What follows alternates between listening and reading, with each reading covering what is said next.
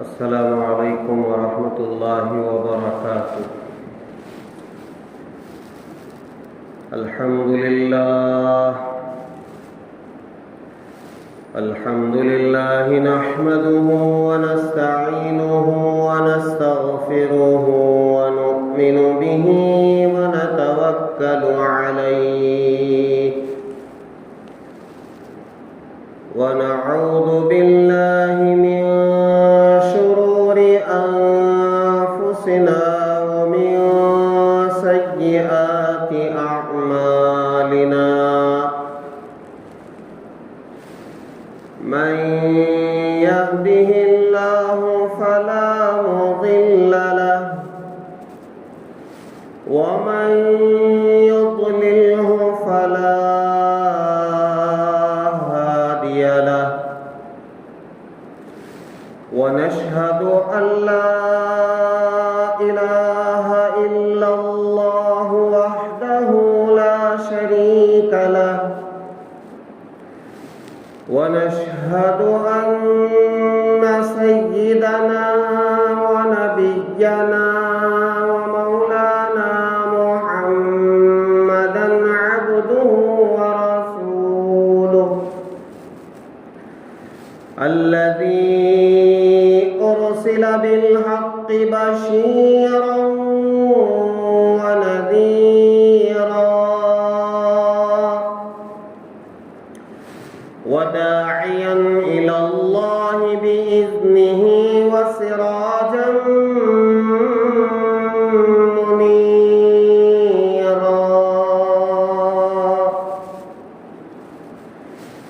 أما بعد فقد قال الله تبارك وتعالى في القرآن المجيد: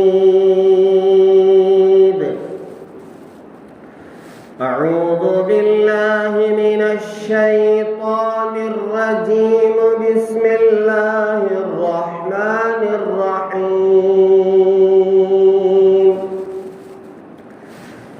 وإذ يرفع إبراهيم القواعد من البيت وإسماعيل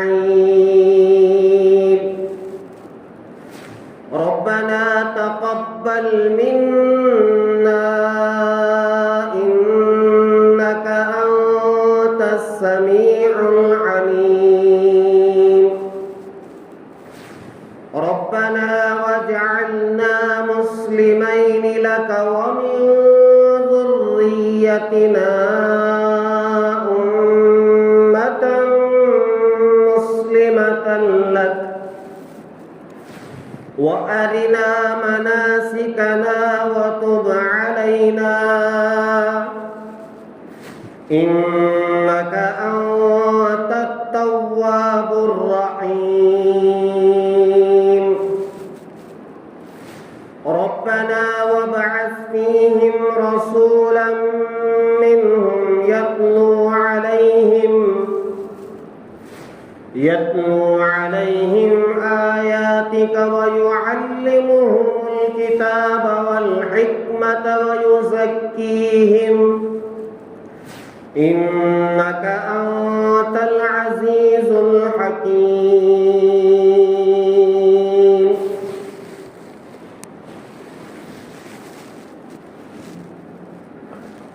آمنت بالله صدق الله العظيم وصدق رسوله النبي الكريم ونحن على ذلك لمن الشاهدين والشاكرين والحمد لله رب العالمين. بزرگان محترم، حضرت ابراہیم علیہ السلام کی وہ دعا جو قرآن مجید میں بیان کی گئی ہے، اس کا تذکرہ گزشتہ 2 جمعوں سے ہو رہا ہے۔ وہ اس لیے اللہ تعالیٰ کی منشا یہی ہے کہ ایسی دعاؤں کو اور ایسے کلمات کو بار بار یاد کیا جائے۔ آخری درجہ یہی ہے، موسم کے لحاظ سے، حالات کے حساب سے کم از کم سال میں ایک مرتبہ ان کا تذکرہ کریں۔ یہ اللہ تعالیٰ کی منشا ہے، اور اللہ تعالیٰ چاہتے ہیں، جب اللہ تعالیٰ چاہتے ہیں تو اللہ کی چاہت پر عمل کرنا یہی بندے کا کام ہے۔ ہم سب اللہ کے بندے ہیں، اللہ کی چاہتوں پر عمل کرنا ہی ہماری زندگی کا مقصد ہے۔ اس لیے ان آیات کو جو حضرت ابراہیم علیہ السلام کی دعا ہے، ہم سنا رہے ہیں، سن رہے ہیں۔ چنانچہ ایک مضمون تو آپ نے پہلی جمعہ میں سنا، جس کو اللہ تعالیٰ نے بیان کیا، اور پھر دوسرا جو مضمون تھا اس آیت کا وہ یہ کہ حضرت ابراہیم علیہ السلام اپنے لخت جگر، نور نظر، اپنے فرزند ارجمن حضرت اسماعیل علیہ السلام سے مل کر جو کام کر رہے تھے، حضرات مفسرین اکرام نے یہاں فرمایا اس کام میں بہت ساری چیزیں تھیں جو ذکر کی جاتی۔ مثلا پتھر کہاں کے لائے گئے کعبۃ اللہ کی تعمیر کے لیے، مٹی کون کلا رہا تھا، اور کعبۃ اللہ کی لمبائی کتنی ہے، چوڑائی کتنی ہے، اور پھر انہوں نے جو تعمیر کیا تو کتنی اونچی تعمیر کی، اور اس میں کتنا وقت لگا۔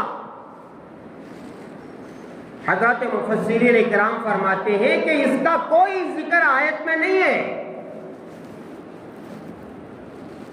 حالانکہ مکۃ المکرمہ میں آج بھی وہ پہاڑ کا ٹکڑا موجود ہے جس پہاڑ سے کعبۃ اللہ کے لیے پتھر نکالے گئے، جسے آج بھی جبل الکعبہ کہا جاتا ہے۔ یہ کعبے کا پہاڑ ہے، مطلب یہ ہے کہ اس پہاڑ سے کعبۃ اللہ کے پتھر نکالے گئے، لیکن اس کا تذکرہ اس آیت میں نہیں ہے۔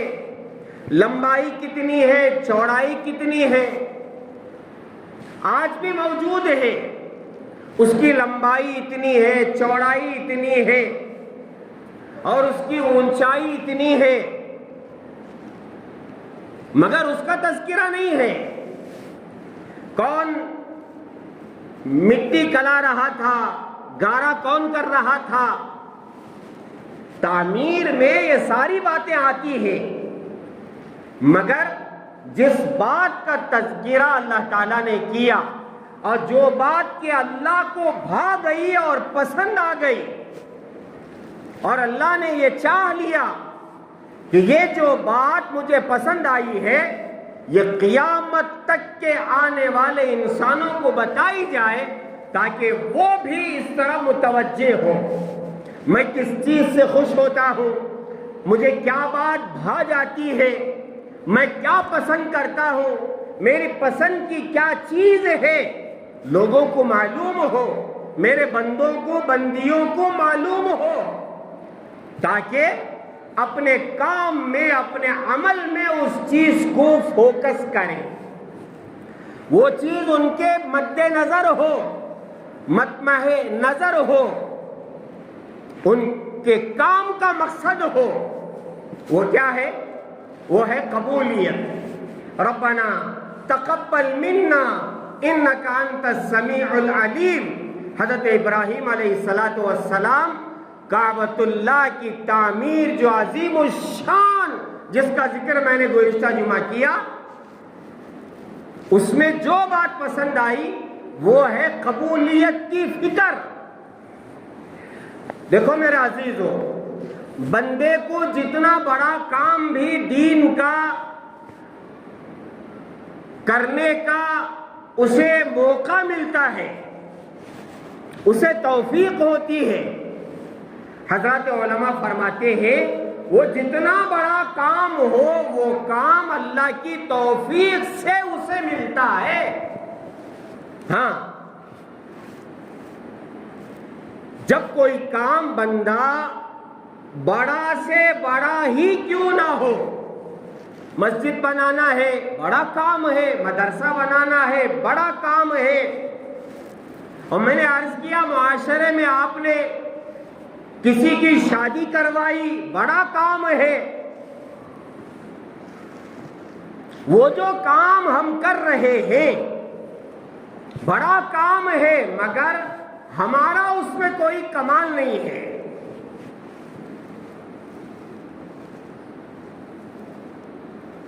منت منے کہ خدمت سلطان ہمی کنی، منت شناس کہ اورا خدمت گزاشتن، یہ فارسی کے اشعار ہے، اس میں یہی مطلب بیان کیا گیا ہے جب کسی بڑے آدمی کی تم خدمت کر رہے ہو تو یہ مت سمجھو میں خدمت کر کے اس بڑے آدمی پر بڑا احسان کر رہا ہوں۔ کوئی بھی دین کا کام ہو، بڑے سے بڑا کام ہو، ہم کر رہے ہیں تو یہ مت سوچو کہ میں بہت بڑا کام کر کے احسان کر رہا ہوں، میرے اللہ پر، میرے والدین پر، میرے اساتذہ پر، یتیموں پر، بیواؤں پر، مسکینوں پر، لاچاروں پر، مجبوروں پر، ضرورت مندوں پر۔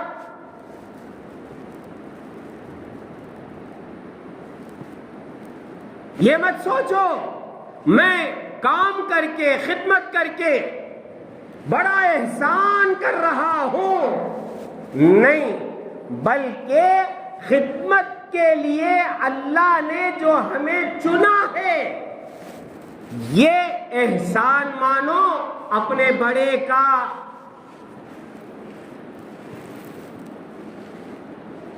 بات سمجھ میں آ رہی ہے؟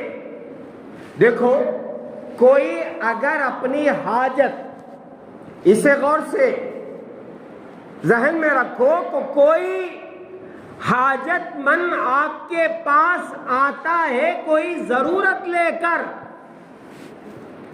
تو آپ اپنے آپ کو خوش نصیب سمجھو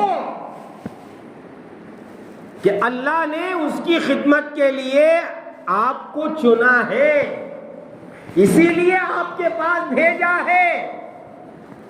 اسے جھڑکو مت، اسے ڈانٹو مت، اس کا دل مت توڑو، یہ مت کہو میں ہی ملا کیا تمہیں بار بار میرے پاس آنے کے لیے؟ کیا شہر میں کوئی دوسرا نہیں ہے؟ محلے میں دوسرا کوئی نہیں ہے؟ دنیا میں کون بھی نہیں ہی کیا؟ نہیں، ایسا مت کہو، بلکہ آنے والے کو محسن سمجھو، وہ ہم پر احسان کر رہا ہے، اللہ نے اس کو ہمارے پاس بھیجا ہے، اللہ نے آپ کو چنا ہے اس کی خدمت کے لیے۔ اس طرح احسان مان کر اس کی جو ضرورت ہے اپنی حیثیت کے مطابق پوری کرو۔ یہی بات اس آیت میں بتائی جا رہی ہے، سکھائی جا رہی ہے۔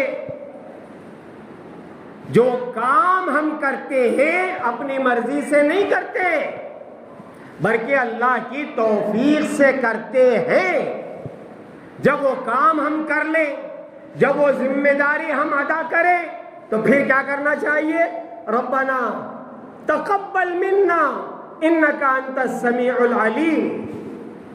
حاجی حج کو جا رہے ہیں، ماشاءاللہ ہمارے کرناٹک میں شہر بنگلور سے حجاج اکرام روزانہ لبیک اللہم لبیک لبیک لا شریک لک لبیک ان الحمد والنعمت لک والملک لا شریک لک کی صدائیں بلند کرتے ہوئے احرام کی حالت میں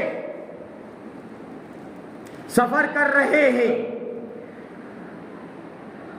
بڑا عجیب منظر ہمارے سامنے، حجاج کرام اپنا فرض ادا کرنے کے لیے حالت احرام میں لبیک کی صدائیں بلند کرتے ہوئے آنکھوں میں آنسو بہا کر کے اپنے رشتہ داروں سے ملاقات کر کے جا رہے ہیں۔ بہت مبارک ہے، مگر حج کرنے والا، حج کرنے والی، عمرہ کرنے والا، عمرہ کرنے والی، اور پھر یہاں رہ کر کے جو لوگ، جو احباب قربانیاں پیش کریں گے، بڑا کام ہے، اللہ کی توفیق سے کریں گے، مگر اس بات کی طرف ہماری توجہ ہو کہ یا اللہ آپ میرے حج کو قبول فرمائیے، یا اللہ میرے عمرے کو آپ قبول فرمائیے، یا اللہ میری قربانی کو آپ قبول فرمائیے، قبولیت کی فکر لگی ہوئی ہو۔ ہاں، قربانی سے پہلے بھی، قربانی کے بعد بھی، حج سے پہلے بھی، حج کے بعد بھی، عمرے سے پہلے بھی، عمرے کے بعد بھی یہی فکر ہو۔ دیکھو میرے عزیزو، آگے حضرات علماء کرام نے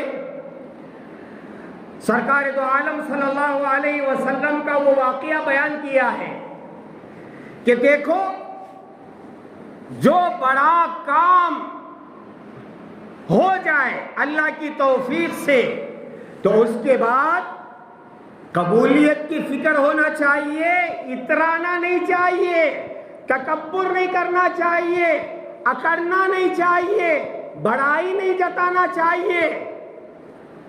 ہاں، اب دیکھیے سرکار دو عالم صلی اللہ علیہ وسلم مکہ المکرمہ میں تھے۔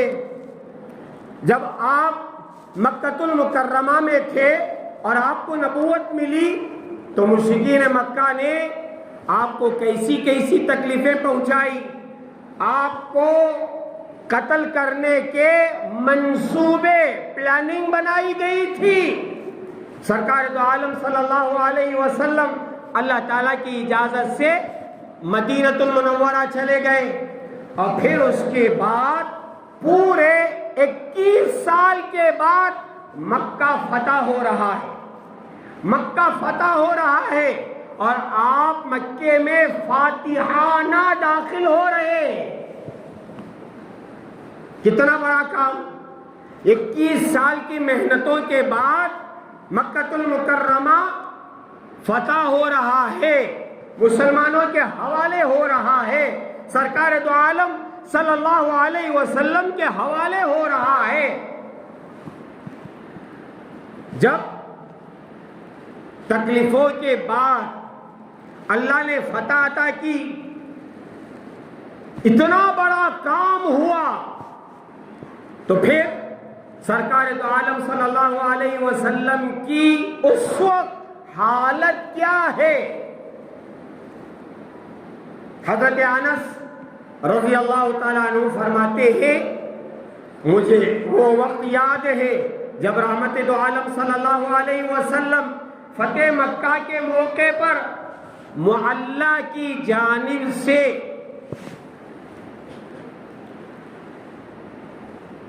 ایک تو بقیع ہے قبرستان مدینے میں، اور جنت المعلّہ یہ قبرستان ہے مکہ المکرمہ میں، اس طرف سے سرکار دو عالم صلی اللہ علیہ وسلم اپنی اونٹنی قصوہ پر سوار ہو کر کے آ رہے ہیں، تو آپ کی حالت کیا ہے، کیفیت کیا ہے، کیسے آپ آ رہے ہیں؟ علماء کرام نے فرمایا، حضرت انس رضی اللہ تعالیٰ عنہ فرماتے ہیں کہ وہ منظر میرے سامنے ہے۔ آپ فتح مکہ کے موقع پر اپنے اونٹنی قصوہ پر سوار ہو کر آ رہے ہیں اور آپ کی حالت کیا ہے؟ آنکھوں میں آنسو ہے اور آپ کا سر اتنا جھکا ہوا ہے کہ آپ کی یہ جو ٹھنڈی ہے سینے کو لگی ہوئی ہے، اور قرآن پاک کی وہ آیت آپ کی زبان مبارک پر ہے، اِنَّا فَتَحْنَا لَكَ فَتْحًا مُبِينًا، اِنَّا فَتَحْنَا لَكَ فَتْحًا مُبِينًا۔ اور آپ عاجزی کے ساتھ، انکساری کے ساتھ، روتے ہوئے، آنسو بہاتے ہوئے، عاجزی سے چھوٹے بن کر کے، اکڑ کے نہیں کہ ہم نے مکہ فتح کر لیا، اب جو مشرکین مکہ ہیں ان کی گردنیں اڑا دی جائیں گی، ان کا خون بہا دیا جائے گا، عورتوں کو بیوہ بنا دیا جائے گا، بچوں کو یتیم کر دیا جائے گا۔ نہیں نہیں نہیں، کام بڑا ہوا ہے، اللہ نے بڑا کام لیا ہے، مگر اس بڑے کام کے بعد قبولیت کی فکر ہو، عاجزی ہو، انکساری ہو۔ علماء نے اس واقعے کو بیان کر کے فرمایا کہ سرکار دو عالم صلی اللہ علیہ وسلم کی یہ سنت ہے، یہی سنت حضرت ابراہیم علیہ السلام کی ہے، حضرت انبیاء علیہ السلام کی یہ سنت ہے، یہ عادت ہے کہ جب وہ کبھی بڑا کام کرتے ہیں تو پھر اس کے بعد عاجزی، انکساری، قبولیت کی فکر ان کے دلوں میں رہتی ہے۔ یہی بات ہم میں سے ہر ایک کے ساتھ ہونا چاہیے۔ ہماری زندگی میں کتنا بڑا کام کیوں نہ ہو، ایک تو ہم سمجھیں کہ یہ اللہ کی توفیق سے میں کر رہا ہوں، ہاں، اور پھر جب وہ کام ہو جائے تو فکر ہو قبولیت کی، اور اللہ سے بار بار مانگتے رہیں، بار بار مانگتے رہیں۔ ورنہ میرے عزیزو، اگر اللہ تعالیٰ نہ چاہے تو کتنا بڑا کام آپ کر لیں، اگر اللہ کی چاہت نہ ہو تو وہ قبول نہیں ہو سکتا۔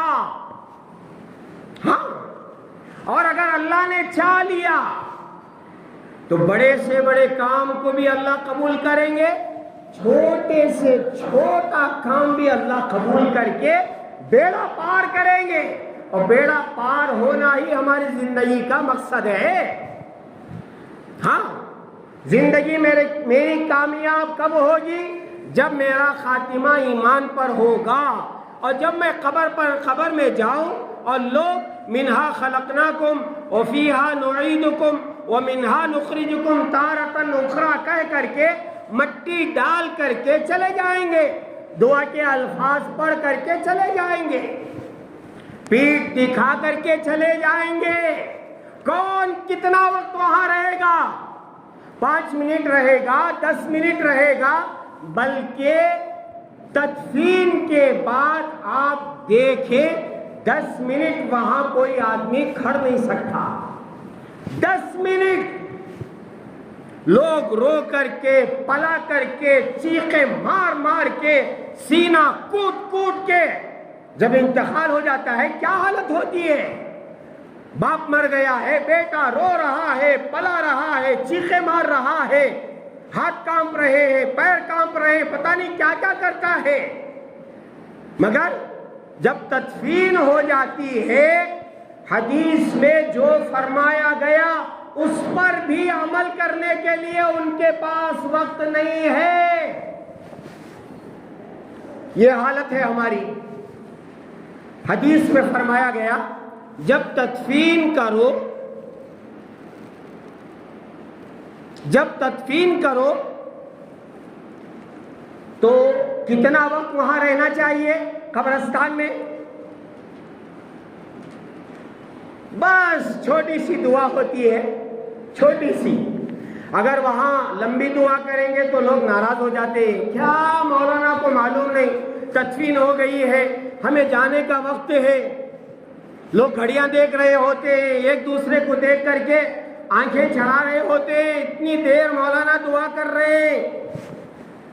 حدیث میں فرمایا گیا کہ اتنی دیر وہاں ٹھہرے رہو تدفین کے بعد جتنی دیر ایک اونٹ کو ذبح کر کے اسے پاک و صاف کرنے میں جتنا وقت لگتا ہے اتنا وقت وہاں ٹھہر کر کے سورہ فاتحہ پڑھتے رہو، سورہ یاسین پڑھتے رہو، تاکہ اندر جب منکر نکیر آئیں گے سوال و جوابات کریں گے، اوپر آپ دعا کر رہے ہیں یا اللہ اس سورہ یاسین کی برکت سے قبر کے اندر جو سوالات کے جوابات ہو رہے ہیں، سوال جواب جو امتحان ہو رہا ہے، ایگزام ہال ہے، یا اللہ اس میں آسانی فرمائیے۔ اگر آپ اوپر دعا کرتے رہیں گے، سورہ یاسین یا قرآن پاک کی تلاوت کرتے رہیں گے، حدیث میں فرمایا گیا کہ اس کی برکت سے مردے کو سوال جواب میں آسانی ہوتی ہے۔ ہم وہ بھی نہیں کرتے، بس تدفین ہوئی، دعا مختصر ہوئی، بھاگو بھاگو بھاگو بھاگو بھاگو۔ ارے چند منٹ پہلے تو رو رہے تھے، چند منٹ پہلے حالت پتہ نہیں کیا ہو رہی تھی، اب بھاگنے کی فکر ہے نہیں۔ ہاں، لوگ تدفین کر کے چلے جائیں گے، ہم اکیلے رہ جائیں گے۔ ہماری زندگی کامیاب اس وقت ہے جب میری قبر نور سے منور ہو جائے، جب میری قبر کشادہ ہو جائے، جب میری قبر میں منکر نکیر آئیں گے، سوالات پوچھیں گے، میں ان کا جواب دے دوں، اور پھر فرشتے یہ کہے نم کنومت العروس، سو جا جیسے دلہن سوتی ہے۔ اس کے بعد کوئی نماز کے لیے نہیں اٹھائے گا، کوئی ڈیوٹی کے لیے نہیں اٹھائے گا، کوئی دعوت کے لیے نہیں اٹھائے گا، کوئی جہاد کے لیے نہیں اٹھائے گا، کوئی اور کسی کام کے لیے نہیں اٹھائے گا۔ آرام کر لے، سو جا سو جا سو جا، یہی اصل ہماری کامیابی ہے۔ ہاں، اسی لیے تو زندگی ہے۔ اور اگر یہ نہیں ہے، اللہ نہ کرے کبھی نہ کرے کبھی نہ کرے، حالت بدل جائے، جب جنازہ جا رہا ہوتا ہے تو شریعت کا کیا حکم ہے؟ شریعت کیا کہتی ہے؟ جب جنازہ ہم لے کر کے جا رہے ہیں، آہستہ جاتے ہیں نہیں، دوڑ دوڑ کے جاتے، اور یہ حکم ہے جنازہ دو حالت سے خالی نہیں۔ جو جنازہ ہے اس کے اندر جو میت ہے دو حالت سے خالی نہیں، یا تو تمہارے کاندھوں پر سعید ہے یا شقی ہے۔ وہ جو مردہ ہے ہمارے جنازے کے اندر، ہمارے کاندھوں پر، جسے لے کر کے ہم جا رہے ہیں، تو شریعت کا حکم ہے ذرا جلدی جلدی تیزی سے لے جاؤ۔ کیوں؟ اگر وہ خوش نصیب ہے تو وہ اپنے مقام میں جلدی جانا چاہتا ہے، اگر سعید ہے، خوش نصیب ہے، اللہ کا بندہ، اللہ کا ولی ہے، اللہ کو راضی کر چکا ہے، اپنی جنت بنا چکا ہے، اپنی آخرت بنا چکا ہے، اور اللہ اس سے راضی ہو چکے ہیں، اللہ کے رسول اس سے راضی ہو چکے ہیں، تو وہ مردہ سعید ہے، خوش نصیب ہے۔ وہ کہتا ہے جلدی لے جاؤ، جلدی لے جاؤ، جلدی لے جاؤ۔ اور اسلام حکم یہ دیتا ہے، شریعت یہ حکم دیتی ہے جلدی جلدی لے جاؤ تاکہ وہ اپنے مقام پر پہنچ جائے۔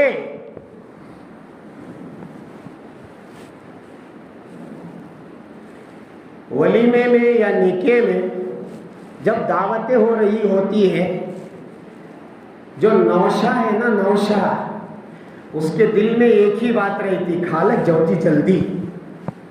کتنے جی لوگ کھا رہی، کھالک جاؤ میں جانا ہے نہیں۔ ارے نوشہ نکاح پڑھ کو لوگوں سے ملاقات کرتا رہتا ہے، اب آپ کھا رہے کھا رہے کھا رہے کھا رہے، 12 بجے کھا رہے، 1 بجے کھا رہے۔ نوشہ کے دل میں کیا رہتا ہے؟ کھالک جپنا جی میں جلدی جانا، میرا نکاح ہو کو ہے۔ میری دلہن سجی ہوئی بیٹھی ہے، مجھے جانا ہے، شادی کی رات ہے، اس سے کہیں زیادہ وہ مردہ جو سعید ہے، اللہ کو راضی کر لیا ہے، اس سے کہیں زیادہ یہ کہتا ہے جلدی لے جاؤ، جلدی لے جاؤ، جلدی لے جاؤ۔ خوش نصیب ہے وہ اپنے مقام پر پہنچ جائے۔ اور دوسری حالت کیا ہے؟ جلدی کیوں لے جانا چاہیے؟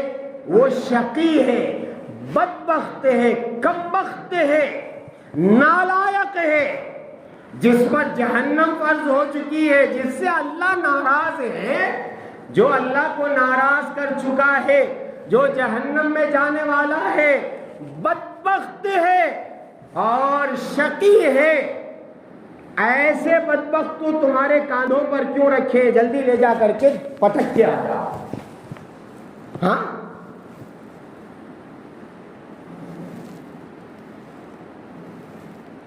دو ہی حالتیں، اچھا ہے یا برا ہے۔ اب ہمیں کیا بننا ہے؟ مجھے کیا بننا ہے؟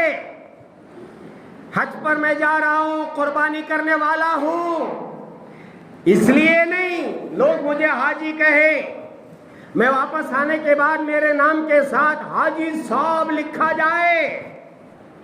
یہ قربانی اس لیے نہیں میں 1,00,000 روپے کا بکرا لایا ہوں اور پورے محلے میں ماشاءاللہ گشت ہو رہا ہے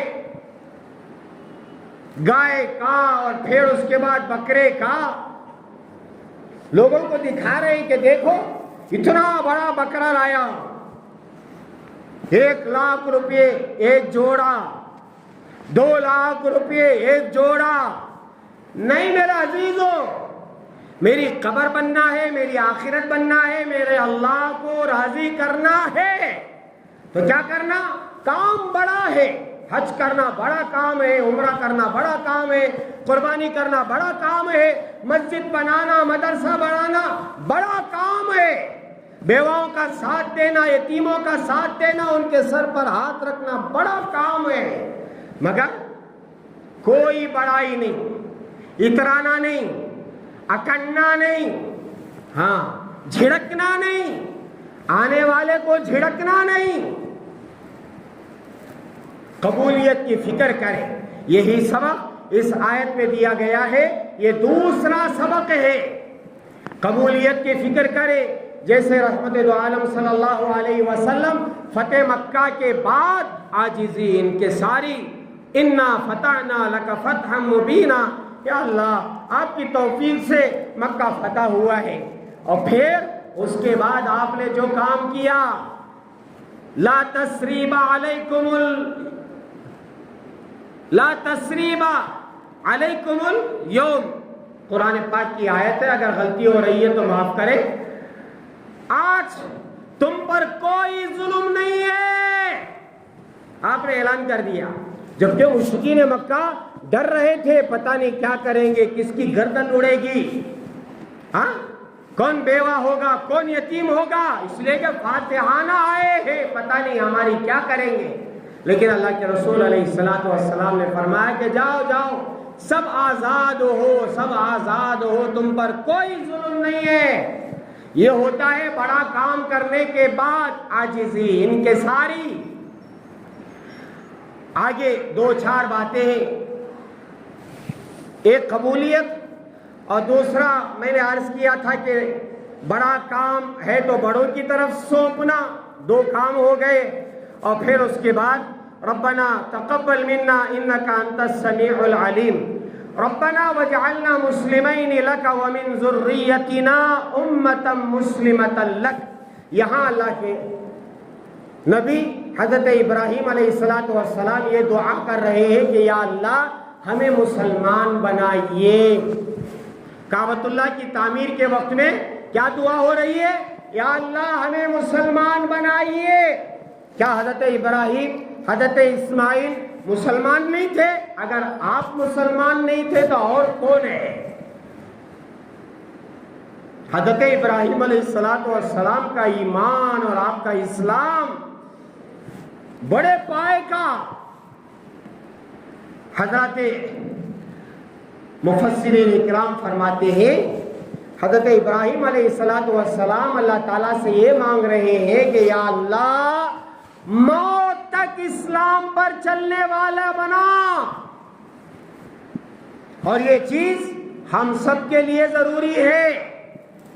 اور پھر آگے اپنے بچوں کے لیے بھی مانگ رہے ہیں وَمِن ذُرِّيَّتِنَا أُمَّةً مُسْلِمَةً لَكَ، یا اللہ میرے بچوں کو بھی مسلمان بنائیے۔ اس کا مطلب یہ ہے میں بھی موت تک آپ کی فرما برداری کرتا رہوں، اور میرے بچے بھی ان کی موت تک آپ کی فرما برداری کرتے رہے۔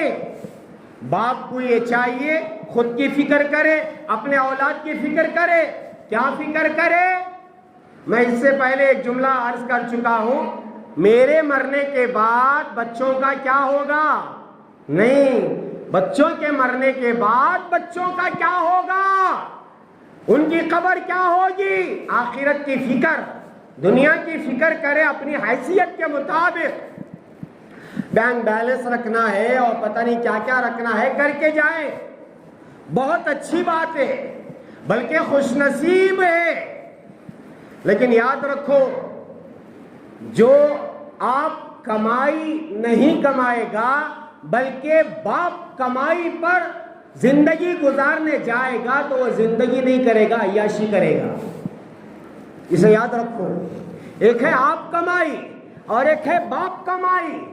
آپ کمائی پر جو زندگی کرے گا وہ دیکھ دیکھ کر، پھونک پھونک کر قدم اٹھائے گا، دیکھ دیکھ کر کے خرچہ کرے گا، اور جو باپ کمائی پر جیے گا وہ عیاشیاں کرے گا، حرامی پن کرے گا، جوا کھیلے گا، زنا کرے گا، عیاشیاں کرے گا۔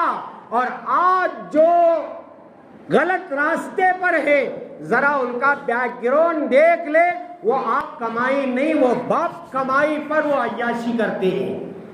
یہ جو سیاست دان ہیں ان کی اولاد کی حالت دیکھیں، کلبوں میں زندگی گزار رہے ہیں، شراب رات بھر پی کر کے زندگی گزار۔ کیا ہوا میاں؟